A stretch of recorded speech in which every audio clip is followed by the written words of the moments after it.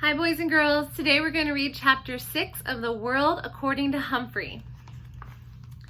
Chapter 6 is titled Moonlight Madness. I waited until the school was completely quiet. No students, no teachers, no Mr. Morales. Then I got busy because I had a lot of work to do. Big work for a small hamster. First, I took the Moonlighters Club clipping out of my notebook. Holding in my mouth, I opened the lock that doesn't lock. And I scurried across the table. Getting down off that table was a big problem. I grabbed hold of the leg and slid down, as I've done before. It makes me feel a little queasy in my tummy, but it would be worthwhile if I could get Aldo a girlfriend. I hurried over to the big machine, which was very, very high off the ground. It seemed impossible for me to get up there, but I had it all planned out in my mind. Crawl up the wastebasket. Oh, I didn't know it would sway like that. Leap over the seat of Mrs. Brisbane's chair, slippery. Crawl up the rungs to the chalkboard tray behind it, along the chalkboard tray to the bookcase, and then the hardest part, dive from the bookcase to the overhead projector cart. If you ever try it yourself, don't look down. I was practically home free, but I still had to get up to the lit part. Still holding the newspaper clipping in my mouth, I grabbed on to a big screw sticking out of the side and pulled myself up. Then I reached as high as I could and just barely managed to touch the top. Good thing I've got big muscles, because I was able to pull myself up. I was there. It was like climbing Mount McKinley, the tallest mountain peak in the United States. Ask Mrs. Brisbane. I quickly pushed the switch. I wished I had some sunglasses because I was suddenly surrounded by blinding light. It was like being inside of a light bulb. I took the newspaper clipping out of my mouth and carefully laid it on the flat glass. Then I looked up at the wall and, oh no! Up on the screen was a picture of a car, and behind it there was jumbled up backwards writing. I realized I must have laid the clipping on the glass upside down. I quickly turned it over, and there it was. All of the information about the Moonlighters Club right there on the wall, with the outline of the car behind it. Aldo would be coming soon, so I hurried back to my cage. It was faster getting back because it was mostly downhill until the very end, when I had to swing my way up the cord to the blinds and back to the table. I was panting pretty hard. By the time I closed the cage door behind me, I didn't even have time to catch my breath before Aldo swung the door open. "Whoa, who left that on?" he exclaimed as he entered. "That thing could overheat." He hurried over to the overhead projector. "Look at that wall! Look up at the wall!" I squeaked, but the words only sounded like hamster peeps. Aldo didn't waste a second. He flicked the machine off. All that work for nothing. But then a funny thing happened. Aldo turned the machine back on and looked at the wall. "What's this?" he muttered. "Why did Mrs. Brisbane leave this up here? Hey, nice car." He squinted up at the screen. "Look, Humphrey, the Moonlighters Club, for people who work at night, like me." And me, I thought. I was still quite exhausted from all that effort. Aldo stared at the big ad on the wall for a while. Then he turned off the projector and went back to work and never mentioned it again. Yes, I was annoyed. I had failed, but at least I had tried. which is more than I can say for one of my classmates. Yes, Saya Nassari. With my own furry ears, I heard her promise Mrs. Brisbane that she would raise her hand in class. But so far, she'd been silent as a statue. Her week was almost up. Even though I scolded her the day she fed me, she paid no attention to me and no more attention to me than she had her teacher. You should really listen to your teacher. Hear that, boys and girls? You should really listen to your teachers. Even Mrs. Brisbane. And you should always listen to your hamster.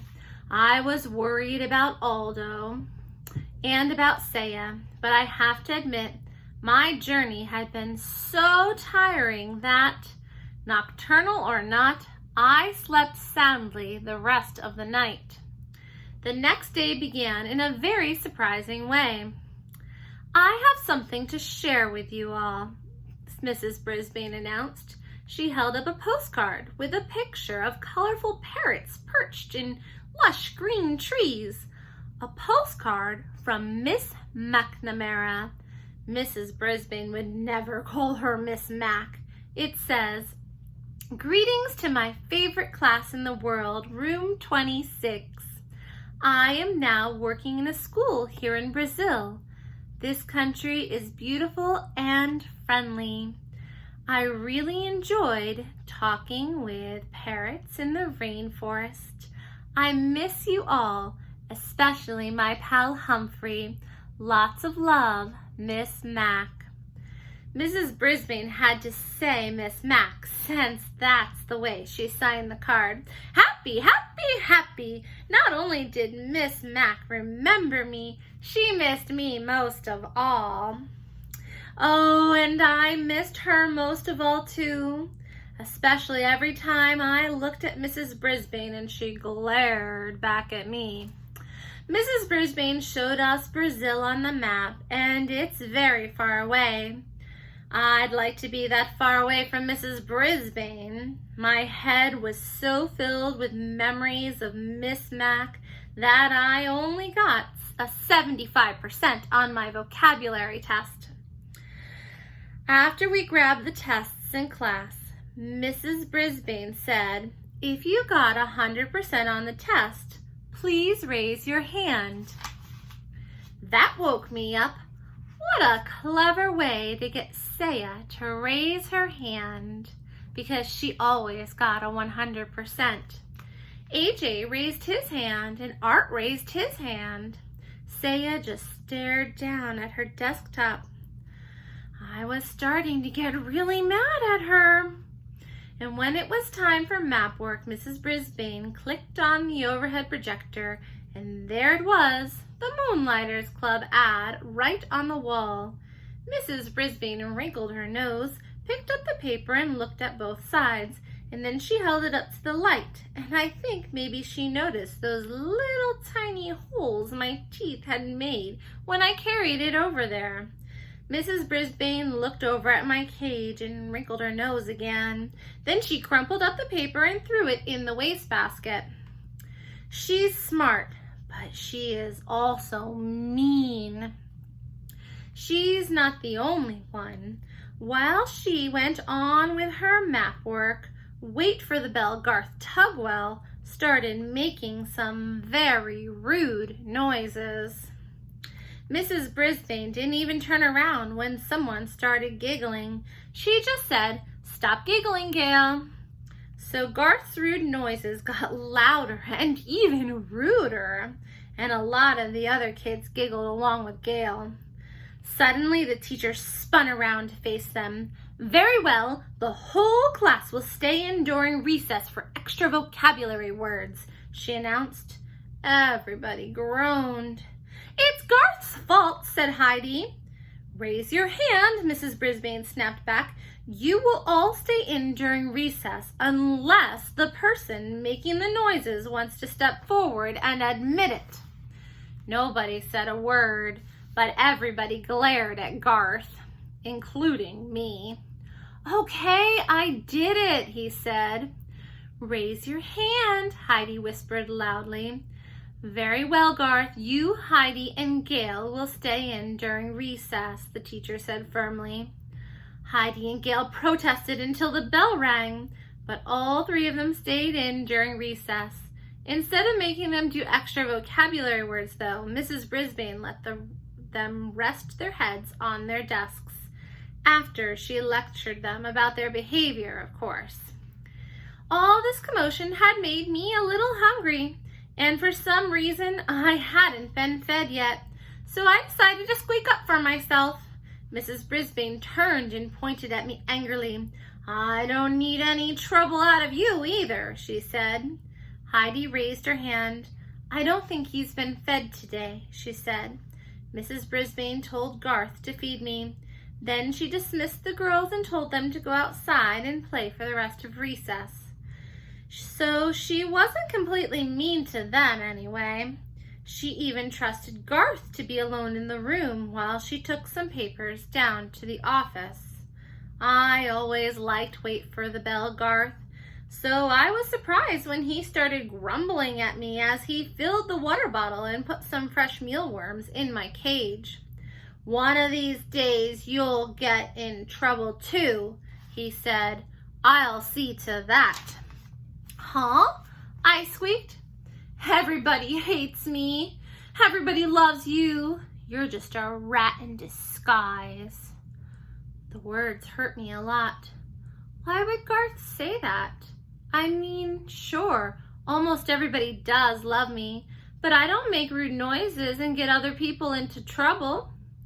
I was still pondering Garth's behavior when my classmates returned to room 26.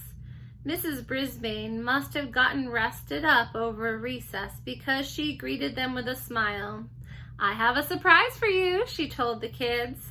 Surprises always get the class's attention.